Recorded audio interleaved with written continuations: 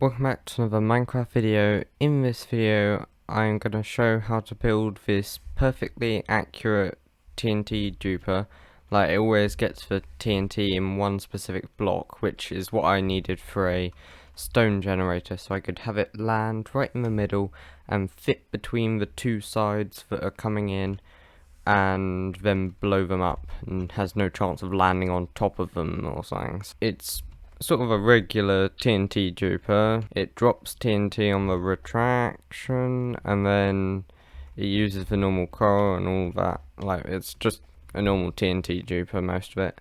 But what happens, which is special with this one, is when you retract it, this fence gate gets closed because of the redstone block moving away. So then it sits on top of the fence gate, and then as it re-extends, the slime blocks and stuff push it against these three blocks, getting it perfectly centered, and as the redstone block comes back, it releases it. So therefore it drops it centered every time. I tried it without this fence gate system and just using a quick pulse, hoping it would like push it into the blocks just as it falls, and that would do it, but it actually doesn't. It's not completely reliable, but this is. So I can do it lots of times and it will not destroy my lovely beautiful target I've made down there that I've destroyed many times when testing it without the fence gate. This is a good system if you want to drop the TNT straight away. So you could use any kind of input, and whatever length the input is. Let's say we switch to a wooden button now. It would still work because it's that redstone block that does the timing, right? The only thing is, if I take it too long, it might blow up my lovely target, so I don't want to do that.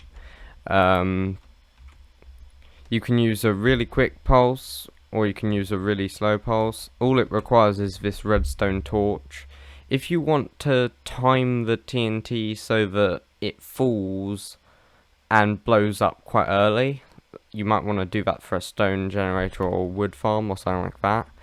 Then all you need to do is either remove the redstone block and run a power input into the fence gate when you want it to fall. Or what you can do instead is, after the retraction, wait a certain amount of time and then re-extend it, which will then do the normal. You just then have to sort of time the length of the pulse that's like retracting and then re-extending the piston. Basically what I'm saying is, as I press the button, that leaves the TNT there, and it's when it re-extends that it drops it. So if I use a longer pulse, it's held longer there because the torch is turned off for longer, therefore the piston retracts for longer.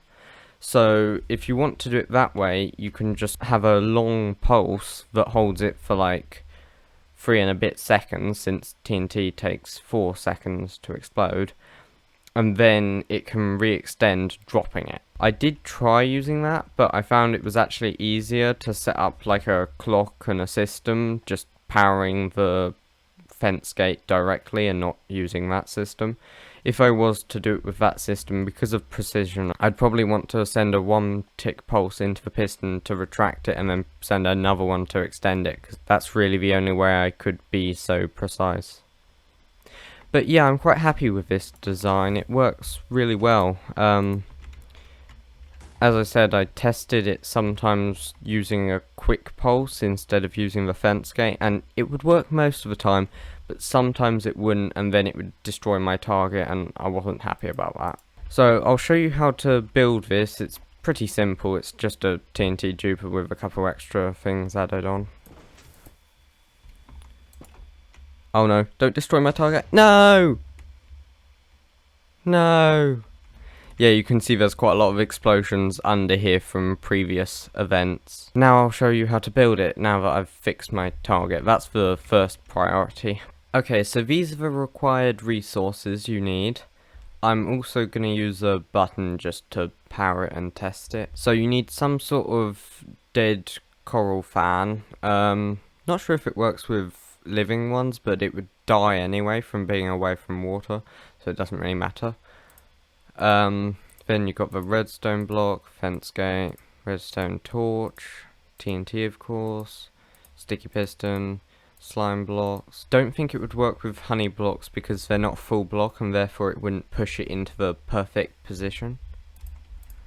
Detector rail. You need some block of choice. I'm just going to use some sandstone because I'm on a sandstone world. And you need some sort of wall. So I'm going to start off from this block here. So if you decide where you want it to land, that's probably the best place to start out from. So for me, I want it to land here. So if you place 3 blocks around that spot, like this. So you got these 3 blocks, and where you want it to land is in the middle. Then you can put a TNT there. Then you can put your wall on top of the TNT and place 2 slime blocks like that and another one on top. You can put in your detector rail and minecart. The detector rail needs to be this way round, like this, because if you place it this way it can fall off the side once the piston extends.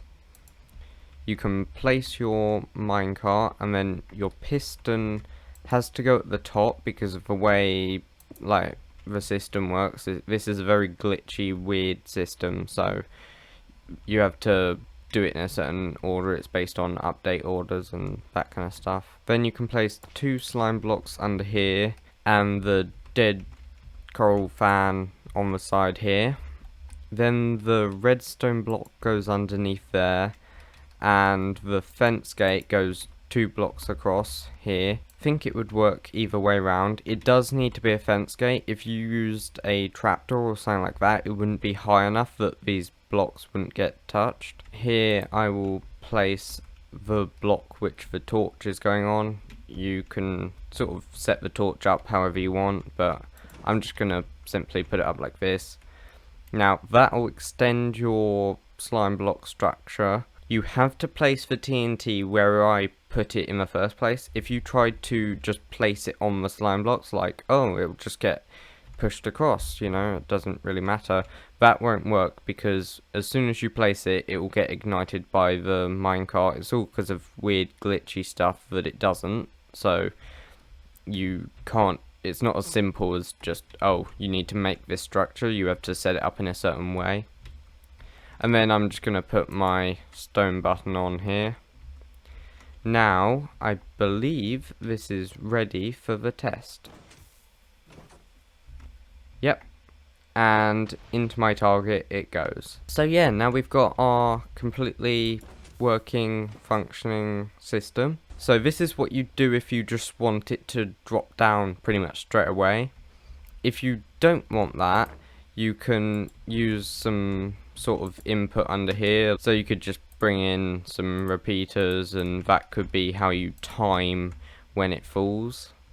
Or you can use the system of the pulse length to drop it at the correct timing. So I think that's basically it. It's a very simple TNT duper and it suits all my needs, and I will probably use repeaters coming in here because I don't want to have it land on a block. I would like it to just explode in midair. But I think that's going to end today's video with this completed TNT duper. Like, subscribe, hit the bell to get notified. Bye. You go now. Like, this is the end of the video.